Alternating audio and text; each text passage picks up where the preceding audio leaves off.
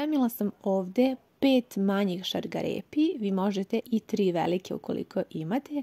Izrendate ih na ovako sitno rende. Spremamo jako fini sos, 150 ml mleka, dodajte 1 kašiku kisele pavlake i ja ovdje imam sos sa začinima, a vi možete začiniti po vašem ukusu. Sve sjedinite, ovo je zaista savršen sos. Dodat ću pola superne kašike brašna i sve zajedno promešati, pa ovaj sos ostaviti sa strane. Ako imate malo svežeg peršuna, onda možete uzeti i ovako ga iseckati na sitno ili nekog drugog začinskog bilja.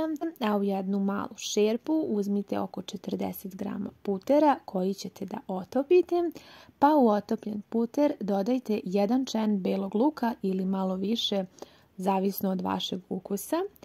Pa zatim dodajte i rendanu šargarepu i prelite sve to sa nekih 150 do 200 ml vode, zavisi od veličine šargarepe. Sve promešajte i ostavite na temperaturi nešto manjoj od najjače da šargarepa upije vodu.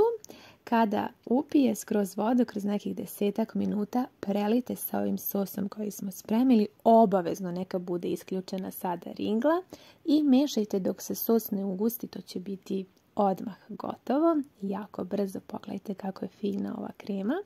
Ja ću dodati svežeg peršuna po svom ukusu i sve promešajte. Kažem, ringla je isključena. Ova krema je fantastična.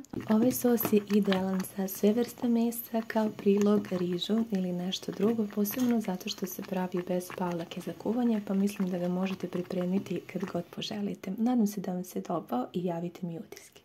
Danas ću vam pokazati kako pravim svoj omiljeni preliv za burgere ili pomfrit. Koristim ovako kašiku srednje veličine i prvo dodajem 2 kašike majoneza.